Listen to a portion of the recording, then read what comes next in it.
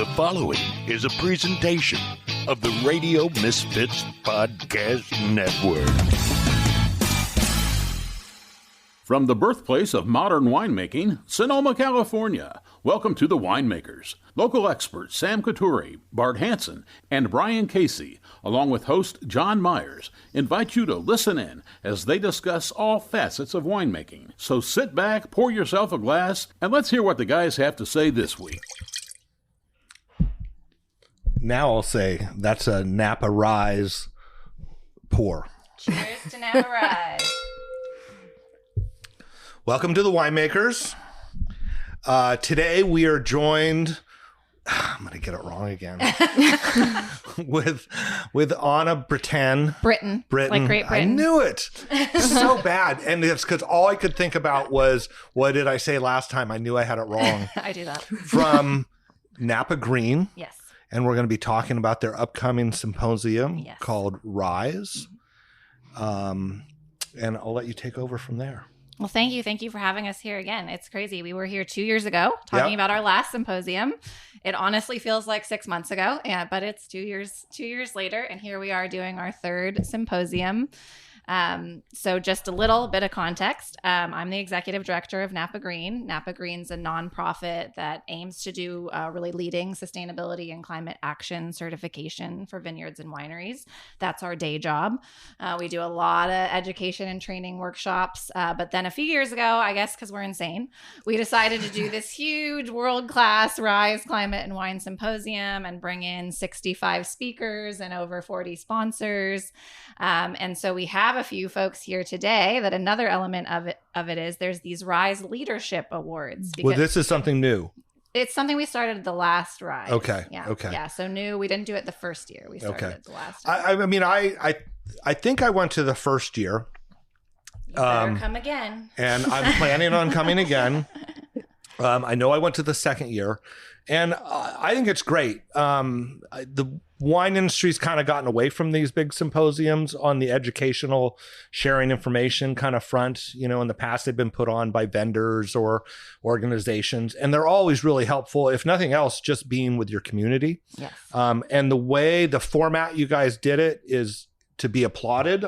That'll get one of these because it's short, impactful discussions that stick with you. It's not all day because a lot of times people have a hard time committing to the all day thing, although it can go all day, you know, depending on the conversations and, you know, well, it ends with lunch and wine. So that might just roll through. Just keep going.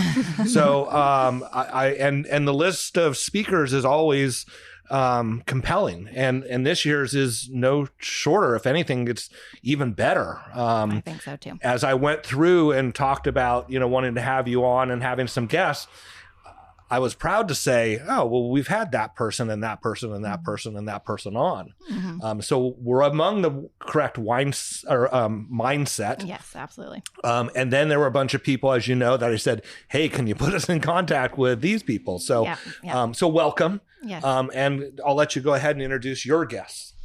Well, yeah. So let me say you can't ever entirely break the mold on what a symposium or conference looks like, but we are trying to break the mold in as much as we can, in that it is a series of 6 half-day events organized around our 6 pillars of sustainable wine-growing leadership, which we talked about on the last show. Why don't you hit those again? And go through them again. Sure, just quickly. And so then RISE is this series, as you just touched on, half-day events, really targeted, concentrated, ends with wine and lunch, and then you kind of continue on. You don't just get like burnout at 5 p.m. at the end of a long day. Well, and you can pick and choose the things that are pertinent to your actual job description. Yeah. So also for those of you working in the business trying to justify doing this to your employers, you know, it's very specific. And so you're not there listening to a barrel symposium, maybe when you work in procuring glass. Yeah. So we're going to walk through. It starts April 29th. It's at the Charles Krug Carriage House. And the first day, we're really focusing on water. The second day, we're really focusing on energy. The third day is soil health and biodiversity. So that's Tuesday, Wednesday, Thursday. And then the next week, we skip again to the next Tuesday on May 6th. And we're talking about diversity and inclusion, about the people. And then the next day, we were talking about supply chain. And then the final day is our big overarching climate action and regenerative agriculture event. And we're extremely action focused. We are all about action and impact every day, all day. I think you've all been there, I'm saying don't just listen to this. Think about how you can act on it. What's a commitment you can make walking away from this that you're going to make change? And on that note, before we even get into talking about the awards, I want to have Sarah jump in. So Sarah Richmond, the director of operations at Cliff Family Winery, was just telling me that the reason she is sitting here today is because of a previous RISE Symposium. So getting at the fact that we're about action and change, can you tell your story of what that is? Sure. First of all, I just want to say the RISE Symposium for me personally was a huge opening into what Anna is talking about, taking action. And I think for a while we had been doing that with our food packaging at Cliff Family. What happened 2 years ago at the RISE Symposium was really this opening for me in how do we rethink our own sort of preconceived ideas of what wine packaging should look like. How do we balance our brand and quality with also making some better choices for the environment? And so what really I left with from RISE was a huge amount of inspiration and also, I would say, bravery in being able to take that conversation internally. I love that. Which I think is nothing to be underestimated. I think even internally you can face some pushback on change. Change is hard, and especially when you're talking about packaging and brand representation. I can say that I feel very fortunate to work for Cliff Family Winery and Farm with founders that have always had sustainability at the heart and center of what they do, as well as social equity and environmental stewardship. And I think knowing that even though that has always been true to Cliff Family in my experience, I think it really did take some brave conversations for us to make some changes to our wine packaging. And I'm so glad that we did. So really what ultimately Anna was referencing started in kind of this catapult of change that we basically started from the neck of the bottle all the way down to the bottom. And it's been a wonderful, wild 2 years.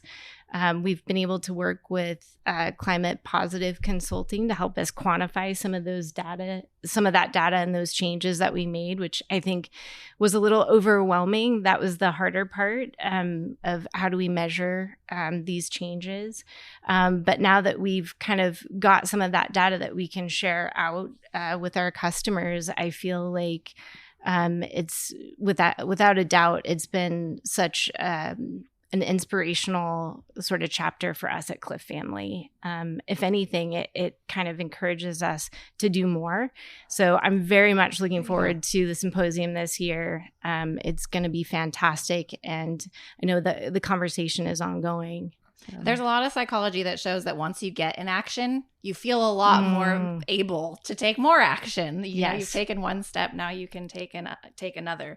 Yeah, so on that note, Cliff Family, Sarah is here because each day of RISE, we give a leadership award, and then that awardee gets to give a little TED Talk, their version of a TED Talk at the RISE Symposium. And Cliff Family this year won the award for the Supply Chain and Waste Prevention Day, specifically for all this work they've done around packaging, and we'll talk more about that. And then we have Gita Mallya, who's the viticulturist at Domaine Carneros, but also kind of the de facto sustainability lead, sustainability manager. That's because you're young. Thank you. Passionate and empowered. And they've won the award for energy efficiency and savings and really having this incredibly cutting edge microgrid. And we're going to probably have to define what a microgrid is so everyone understands. But so these are just two of the 6 leaders that have won at RISE. And I thought it'd be fun to bring together a little roundtable and have a discussion. Yeah, it's awesome. It's awesome. Yeah, I can say that RISE impacted me in that I always hated big, heavy bottles. And even though some of our friends, one isn't bad, but in the past, this bottle's been in a big, heavy bottle. But it's something that I was, what was the name of the organization? They're no longer doing this, where they were buying the glass, the used or the unused glass from large producers. She was one of the presenters a couple of years ago. Gallo still does some of that. Yeah, this was a startup. Oh, trying to do the reuse. Yeah. So they're still trying to do it, but yeah, it's an ongoing process. So I actually purchased glass from them, and you have to buy what was available. Conscious container. Thank you. And so what I ended up buying was flat bottom flint glass that I used for rosé and Sauvignon Blanc. And it was, it looked, people would go, is this 750 milliliters? And I'm like, oh yeah, every bit of it. And it was so offsetting, but it stood out. And being able to tell that story, I'm still selling some of the Sauvignon Blanc, telling that story all goes back to Napa RISE, because that's where I made the connection with them. See, there you go. Another action that came out. Yeah. And unfortunately they don't have anything right now, but when I bought my glass, from my last bottling, I was able to get some locally produced glass or American produced glass. And I consciously was very aware of how much it weighed and what it looked like. Yeah. So yeah, it's an action. You're right. That is on point. Yeah. Because Conscious Container kind of gave up the good fight, but we have Ravino coming to RISE to May 7th, and they are fully operational bottle reuse up in Willamette. And it's but they're awesome. trying to come into California, and so we're bringing them in to talk about getting them down here in California as well. So this reuse conversation continues, and it continues at RISE. So it's happening again. And my first kind of conscious thought about this was, I haven't used foils on my wine since 2000. I started in 2007, and since 2009, I bottled one vintage with foils, and I was just like, I couldn't believe how expensive they were, and what a pain it was. And I said, I'm not doing it. And there was a handful of other people at the time that weren't doing it, and I remember people going, are you going to put a foil on that? You can't sell it that way. And I'm like, oh, actually you can. I'm like, give it a so try. yeah. And it's so rewarding now to see people with alternatives to foils, and nothing against foils. I understand the marketing. I understand it all. For me, I didn't need it. It didn't defer from my package. And I look at it as something that I'm not having to deal with. Yeah. So anyway. And that's part of what Cliff family did. They got rid of their foils. But before we could talk packaging all day. Right. But let's shift a little bit and talk about what the heck is a microgrid. And can you just tell us a little bit more about that project, Gita? Yeah. So in 2003, Domaine Carneros installed the largest solar array of any winery in the world at the time. And in 2023, we decided to amp our commitment up. Amp it up. Yeah, no pun intended. And we created a microgrid. So that involves a battery, a generator, and a computerized operational software through Schneider Electric. And so a microgrid is basically the operation between the solar panels, the battery, the generators, and it's the operation of those things together. And Schneider Electric's software allows it to be smart. It uses AI technology to monitor our peak energy use hours, and it can take solar energy that it's stored in the battery to kind of offset our usage from PG&E. And so we're using solar rather than any of the PG&E energy. And we also we're able to create energy and send it back to PG&E even when if our solar panels are able to produce all of the energy needed to run the winery at the time to fill the battery. So in any case of inoperation, like an outage, I was going to say, so in part, like power safety, power shutoffs have been driving this. You want to be able to have some energy independent. But it sounds like what you're saying is if the power goes out, it doesn't immediately kick on the generator. It'll probably go to the batteries first. So the generator does kick on automatically, Okay. just based on the function of the system and Right. our safety nets. Okay. So the generator kicks on right away in this process called islanding. So we're separating ourselves from the PG&E grid by creating our own microgrid of energy. And so when we have an outage, the generator kicks on almost immediately, and then the software that we have basically orchestrates the usage of either current solar energy that's being pulled in or usage from the battery. There you go. And so the solar panels actually curtail the generator. So once the generator kicks on and gives us all of the energy that we need in that current moment, it will then throttle back and just use the solar energy that we have. So or the battery. So even then we're reducing our generator usage that way too. Yeah, so you've been able to go, like, what was it, 5 or 6 or something hours without anything but renewable and battery energy. Yeah, right? absolutely. Awesome. Yeah. Last year, we had one of our largest harvests, and around 70% of our energy was solar.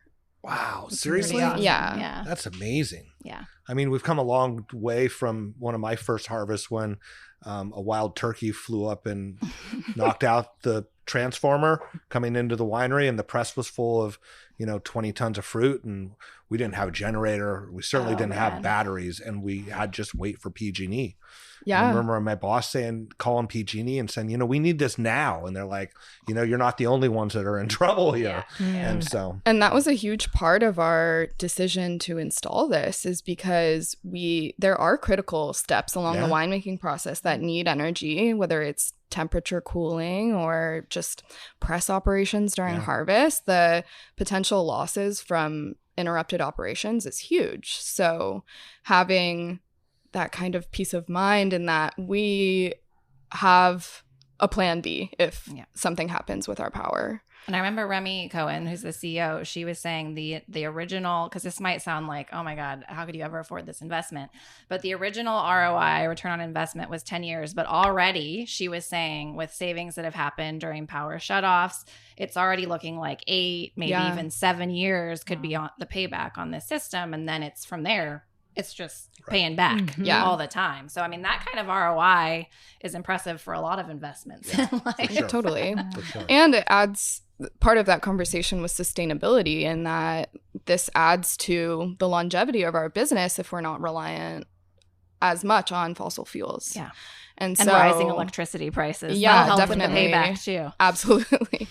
And so this whole system has been just a great opportunity to show that sustainable infrastructure, like any business infrastructure, can have a return on the investment. Yes. And you just have to do the cost analysis of that. And it was beneficial for us. And so it was kind of a no-brainer to invest because we had the resources to. Yeah, and so we actually have, it's all on point, right? There's a plan here. Schneider Electric, who helps run their microgrid, is also going to be at RISE talking specifically about battery storage, that element of it, because that's becoming, it's still pricey, but it's becoming, that new technology is becoming more and more approachable in terms of investment. So we're going to be talking about that at RISE as well. But yeah, I think that gets to what Sarah was saying, of that willingness to jump in and make and innovate and make that effort, and that the power of having a team like that that's willing to do that. Yeah. And that's a uniqueness about our industry, is that there are owners that are willing to do that, and whether it's, in this case, both, are you guys considered family owned? Yes, we're owned by two families, the Tattinger family and the Kopp family. Right, so. yeah. And you guys obviously, and I think those, without stepping on any corporate wineries' toes, but I think those happen a lot quicker at family-owned businesses than they do corporate-owned, because there is a certain amount of faith that has to go into that this isn't a real quick return. And it could be a huge investment, but it's the right thing to do for the longevity of the business. Absolutely. Well, we should talk about, you were talking about capsules. One of the things Cliff family did was they Got rid of capsules. We did. Do you want to talk about some of the, don't get too geeky, but talk about some of the analysis and the changes you made? Yeah. So one of the first steps that we took after the RISE Symposium was really kind of questioning what we had going on our packaging. So foils being sort of the low-hanging fruit. And the question really was, what purpose do they serve? And I think originally foils had a purpose in pest control and rodent control in cellars. I think most of our consumers and customers don't have damp, dark cellars with, lots and lots of wine being stored. The story an old timer told me once was that the reason why they were lead foils is because the rodents would get in there and they would chew on the lead and that would kill them. And without the foils, they would eat through the corks and then the wine would be lost. Exactly. So we determined that they were mostly decorative. And again, for many years, we thought that was a necessary addition to the packaging, just from a branding standpoint. So we decided to do a trial run of no foil on our Sonoma Grenache and just see what people said. Kind of get ourselves familiar with the look and feel of a bottle without a foil. We realized that our wine club members were really not unfazed. In fact, most of them assumed it was intentional. And I think through some really good proactive communication, we were able to let them know this wasn't just a cost-cutting measure or step forward. This was really about reducing waste and our packaging weight. Overall, the foils, per bottle, the weight wasn't significant. But when you're purchasing, upwards of $40,000 worth of tin from overseas, right. That is a huge reduction in not just cost, but also in your carbon emissions. So we started there, and then we gradually kind of worked towards bottle weight and reducing the weight of our glass. And from there, what was, seen as an 800-gram bottle was below 400 grams, so almost cutting that weight in half. We started trialing kind of one bottling at a time, obviously making these packaging choices. Although we knew they were sustainable, we wanted to make sure that we weren't creating some problem on the bottling line with breakage. We do ship about 95% of our orders. So also a good partnership that came out of RISE Symposium was really working with the team at Impactful on their thermal insulated shippers. Yeah. And so at the time we were shipping our wine club 6 times a year, 2-day express, so via air. We decided to work with Joe and his team and introduce the thermal shippers so that we could service everything ground. Is this the green cell foam that you're using, which is 100% truly biodegradable, made out of corn? Yeah. Exactly. So that kind of allowed us to provide some additional sort of substantial packaging in transit with the compostable cell foam, and then with the lighter weight glass, reduce the weight of a case of our single vineyard Cabernet wines by 8 pounds, which is pretty significant when you're shipping. So we haven't increased our shipping rates in 3 years because we've been able to pass that savings on to our customers in a way, which has been really wonderful. So in addition to sort of those, I would say, more obvious packaging changes, we also looked at what was a sort of a fabricated metal bike cog, which is... You're all about biking. All about cycling. Yeah. Thanks to Gary and Kit, our founders, who are outdoor enthusiasts and just the most salt of the earth, down to earth owners I've ever worked for. It was such a huge part of our brand story. So figuring out how do we recreate that metal, hand applied, made in Argentina, flown overseas. How do we really honor our brand representation, but also do better? And so we were able to work with a local screen print company that helped. We went through, goodness, probably 9 or 10 different iterations of how do we screen print a 3D cog on the bottle. And by doing so, we thought we would maybe have some pushback, and we certainly have not. It's been amazing just to have the support of our consumers, but also internally, right? Yeah. Can you still charge, $175 for a Howell Mountain cab when it weighs significantly less, and you don't have all the pretty decorative foils and bicog, appliques on the bottle? And we've, learned that, yes, we still can. Yeah. So, and the quality is in the bottle, and exactly. And you're owning it. And that's the whole thing. Like, we did this for this reason, and that's why it's the right thing to do. Yep, exactly. Another thing I'll add to you, to the thought about foils. And when I was in France, once I heard this, talking to French winemakers, why they leave bottles in the cellar and they don't have corks or foils on. Labels or foils on them. And the gentleman said, he goes, it's the last chance as we pull the bottles out, we can see that it's a good cork. And I've used that, right? And I tell people, if your wine arrives and you open it up and there's a cork is pushed or there's wine is seeped, you'll know immediately. Yep. And a lot of times with a foil, you don't see that. It's held within it. Yeah. To your point, it's actually allowed us to increase our quality control metrics on the bottling line, because we're able to see, cork height much more clearly and address some of those issues on the line. It's also reduced our bottling time, because we no longer offer screw cap finish. So we transitioned among the lightweight glass transition. We also transitioned our screw cap finished wines over to cork. And so it really has streamlined. And again, it's a cost saving measure. Of course, internally, that's something we discuss, but really externally, what we're able to offer, I think, is a better representation of what, as a mission-driven company, this is a better representation of what's at the heart for us at Cliff Family, which is, sustaining our brands, our business, our people, our community, and our planet.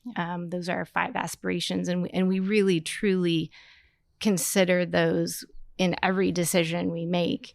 As somebody who oversees our operations, not just food and wine production and gift packaging, but also shipping and logistics falls under my purview. So that's, 70% of our carbon emissions is literally under my supervision. Interesting. And so to have that much power in your purchasing decisions, that's a huge responsibility that I'm so grateful, again, just to work for a company that is okay being disruptive and sort of challenging, the industry in general to rethink some of the ways that we've done things. I wondered, Gita, could you jump in? I know it wasn't the main thing you're here to talk about, but lightning glass weight's a little harder for sparkling because of pressure issues, but you've still been working on that. And you have that really innovative packaging kind of disruption that you've done. Yeah. Could you talk about those 2 things quickly? Yeah, absolutely. So as you said, lightning glass for sparkling wine is a challenge because you can have intense pressure on the inside from the sparkling component of it, which is why we have wire cages and everything like that. But we have been working with our glass providers to have lighter glass weight, and we have reduced it from in the past few years. So recently we've been working with them to lighten our glass weight, and it's, I think I don't remember the exact grams that we've saved. Down to like low 800s, yeah, right? Definitely. But that is another way that we've been really trialing making our packages lighter, because that's a huge source of emissions. So something that we've done. And then our packaging reuse program has been around since the early 2000s at this point, 2006, I want to say.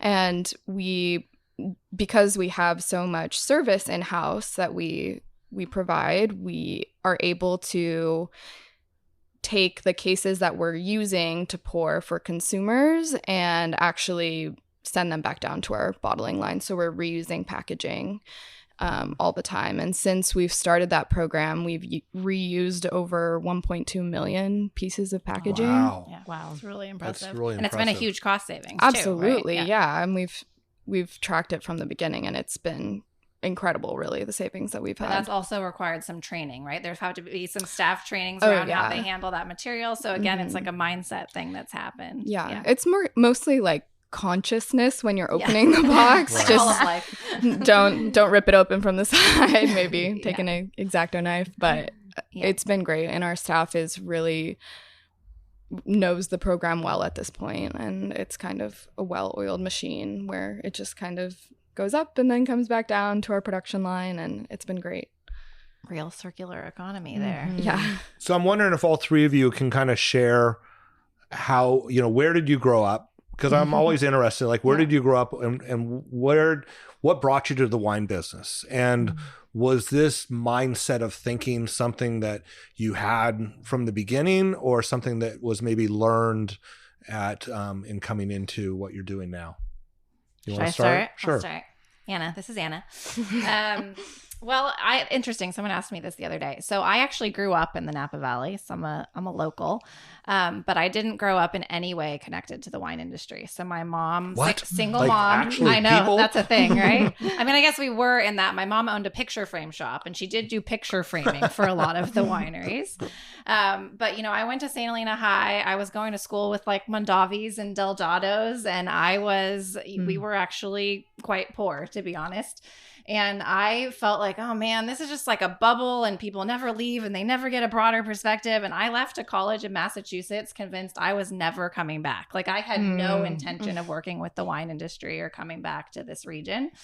And I so many people say that. Right? I mean, so many people say I'll never go back home again, and we're always drawn back home, right? But I won't go too deep into the story. But the way life works is 2006 summer. I was coming back from working in Vietnam. I won't go into that right now. And I was on my way to my master's degree at Yale, and I ended up working with a consultant for the summer who specifically did sustainable wine growing work. And so I specifically got into this little niche area of doing sustainable wine growing work. My whole career has always been environmental management, environmental policy, have a master's degree in environmental science. So I've always been doing something on those lines, but applying it to this industry and coming home wasn't what I was expecting. Right. But I got drawn into that. Longer story from there. But when I did ultimately decide to come back to California, having this really specific, fun, sexy niche expertise was obviously the thing to get back into. And so I started, this was when Napa Green was still part of the Napa Valley Vintners. I was a consultant helping to grow the program starting in 2015. So it's now been over a decade. We became our own nonprofit in 2019, and I became the ED, and I was realizing it's been over 10 years now. Wow. Didn't intend to be back, and now it's been over a decade. So that's my story. What about you, Gita? Well, I actually grew up in the East Bay. I'm from Walnut Creek, and I went to school at Davis as a plant biology major. Okay. And so my entire time there, I really thought I was going to be going into research, doing a PhD, the whole thing. But I took a viticulture class as an elective because I was like, oh, it'll be fun. I'll just be outside pruning as lab. It'll be nice outdoor time because I was stuck in the lab all the time. And I ended up falling in love with growing grapes and just the whole process. And so I returned for my master's in viticulture and enology. And yeah, the whole time I've been really wanting to work for a company that cares about sustainability because that was a large part of my education too.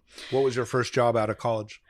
My first job out of college, I worked for Domaine in the Russian River Valley. I did a harvest there as their lab tech.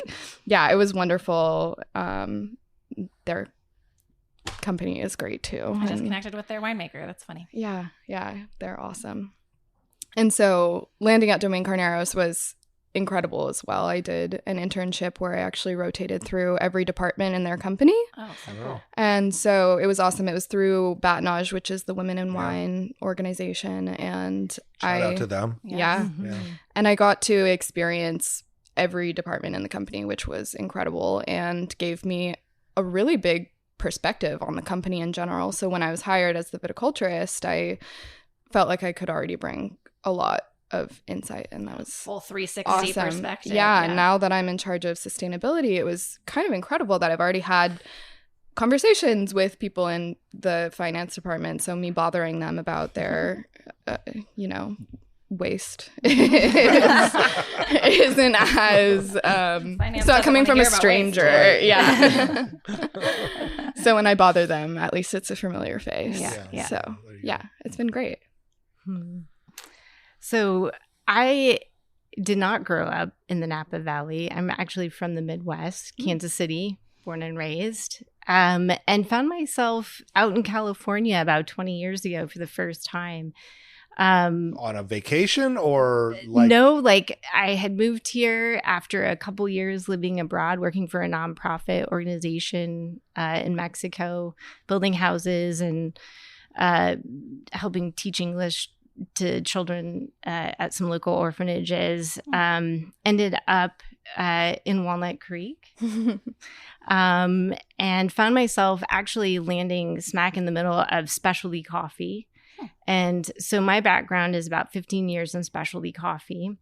Through that, I was able to connect with Cliff Bar. Interesting. Eventually, they became a client of ours. And within the first, I would say, 2 visits, there was something noticeably different about the way that that company was being run, how the employees had smiles on their faces. The dogs were under the standing desks. There were bikes hanging from the ceiling. There were plants, hanging in every corner of the office. And it was very noticeably sort of this oasis of work life doesn't have to suck. It can actually be something really, really nurturing and creative and innovative. And so from that point on, I knew I wanted to work for Gary and Kit. And so long story short, I ended up working for their winery. And that was about 6 years ago. And I can honestly say that, being in operations, coming from production, management, sales, this is really where I feel at home, where I feel like I'm able to have a connect directly to all departments within our company. The sustainability piece has been with me since I was little. And truly, I think I have my dad to thank for that.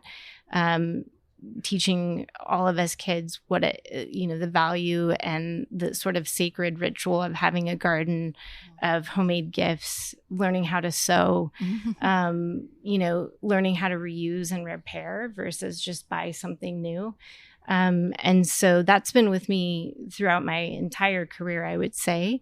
But being in operations and at Cliff Family has really kind of allowed sort of that full circle of empowerment to really make creative and conscious decisions at the same time. And so when I first started in wine, I had a mentor that said, if you work for Cliff Family, you can work anywhere in the valley. Everybody loves Cliff Family. They're the nicest, people in the valley.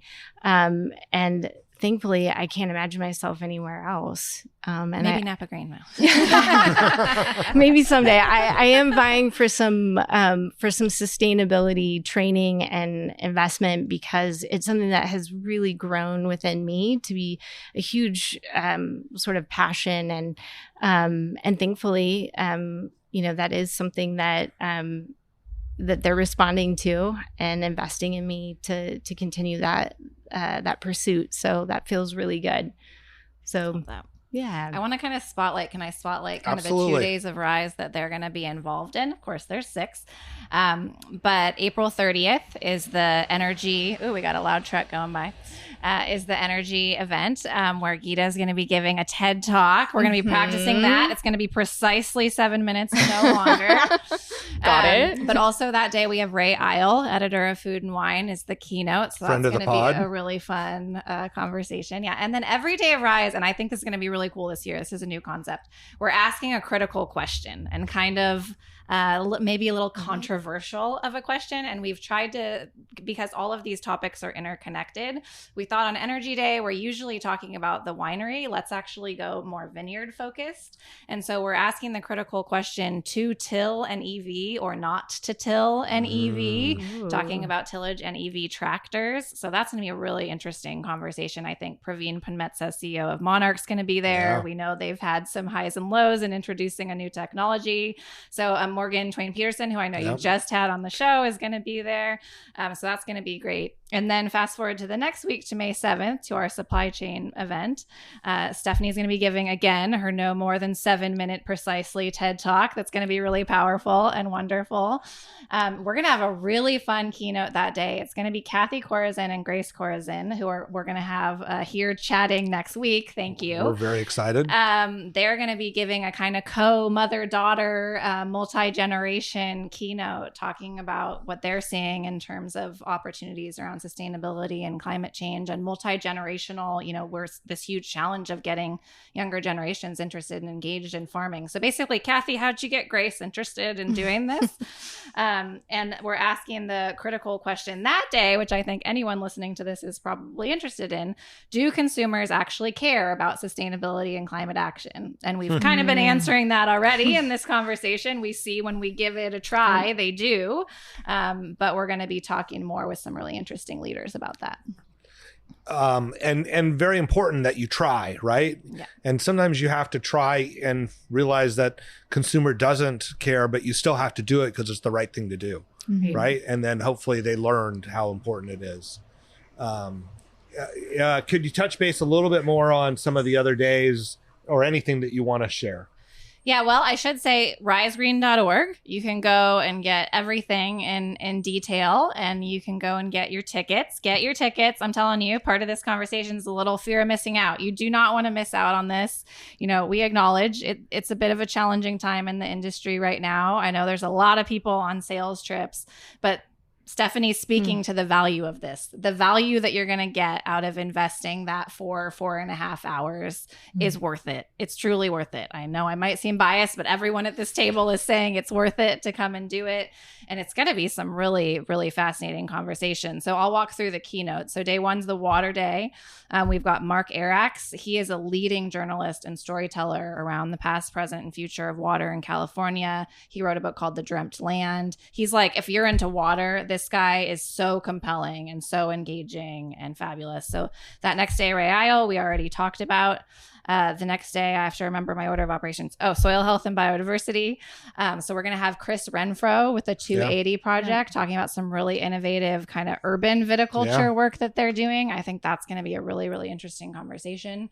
I'm really excited. Day 4, May 6th, we have Jermaine Stone coming out from Manhattan. Now, if you're out there, Jermaine Stone in the wine industry. We got to get everyone here knowing Jermaine Stone in the wine industry. He connects hip hop and wine. Yep. He created Street Psalm, Emmy Award nominated show. He's really powerful. He's going to give a really, really amazing keynote. We talked about Grace and Kathy, and we'll talk more next week. I'm really excited. The very last day, our big culminating day, we like to say it's the fireworks day, May 8th. We have Renee Lertzman. Renee Lertzman has a TED Talk that has 2.25 million views. Wow. She's a specialist in climate emotions and how we can get kind of paralyzed and overwhelmed and inert, and how do we get past that to collective action. We wanted there to bring in the critical importance, too, of younger perspectives. So we have Finn Dost as a youth climate activist. He is 19, one of the most mature, well-worded people I have met. And so he's going to come in and share. He's been doing youth climate organizing and activism. So he's going to share that side. And then the two of them are going to have a conversation about how we across generations get into action. And that's what RISE is about this community. And you can see, I'm not alone. I'm not just Sarah and Gita at Domaine Carneros or Cliff family. There's this whole collective of people that are into this and that can support me. And there's mentors, and Anna wants to respond when she can because her email is crazy. And so it's really about that community. And I think that is going to be such a cool conversation. So Renee Lurtzman, watch her TED Talk before you come. Okay. It's awesome. All right. Well, anybody else have anything they want to, first of all, how about shout outs? Anything from your own companies that you want to shout out about? Any mentors you want to thank? That's probably not listening anyway, but you never know. Might make them listen. Well, I just want to say that our CEO, Remy Cohen, and my boss, Allison Wilson, are both two very powerful, talented women that have inspired me and shown me that there is a path forward for me. And they are very inspirational. And care deeply about these topics. Absolutely. And I'm just really grateful to work for those women who care. I have to say, I've been doing this long enough that I come from the original generation where there weren't very many women in the wine business. But I can tell you the ones that were there were badasses. And there's a reason why they've succeeded and continued on, right? And they're the ones that I know become mentors for all of you. So that's all. Just and a conversation for another day, but it's just reminding me more and more women in the vineyards and what we hear about how exceptional women are in the vineyards as well. Attention to detail and But Sarah, jump in. Well, top of mind, obviously I've mentioned Kit and Gary, of course. I would have to say one of the things that is very empowering as a woman is working alongside Laura Barrett. She is our winemaker who is absolutely phenomenal. I think one of the things that Laura has really directly influenced me in regarding sustainability is to not be afraid to ask the hard question. And I think that's something that I will always carry with me, yes, at work, but even in my personal life. So Laura, you're getting a shout out.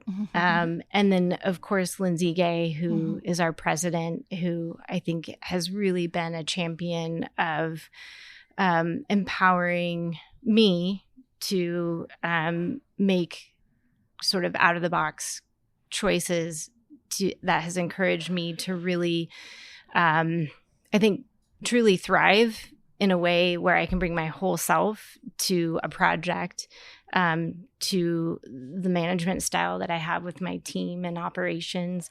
And also, I think just as far as an industry leader, somebody who genuinely wants to sort of raise all boats within the industry and not just focus on what we're doing, but how can we collaborate with our neighbors and therefore, sort of represent growth and forward thinking for our industry as a whole. So Laura and Lindsay. Awesome. I want to share a quick update from us if I can, because I know it's very aligned with some conversations that you're having on the Napa Green front. I hope many of your listeners heard in fall 2023 that we became the first certification to require that all of our members phase out the use of Roundup by the end of this year. And at that time, ding to that. And then we're requiring the phase out of ultimately all synthetic herbicides by the end of 2027. But at that time, we did analysis and we found that already, great news, 62% of our members weren't using Roundup, but 38% were. We just did an updated pesticide use report. That's scintillating stuff, analysis. And we found that we're already down to, we haven't hit the deadline yet, but we're down to only 10% of our members using Roundup. So then we move into that full herbicide conversation, but at least getting rid of that Roundup, we're almost there. We're almost there for our membership. So that's really exciting to see. We're like, how many people are going to be down to the wire on this? So it's great to see that a lot of people have already proactively done it. I mean, this stuff takes time and it takes a commitment without a doubt. I was fortunate when I worked at Kenwood this was in the early 90s. They had 135 acres certified organic then, and unfortunately when Korbel purchased the winery, they turned it all back.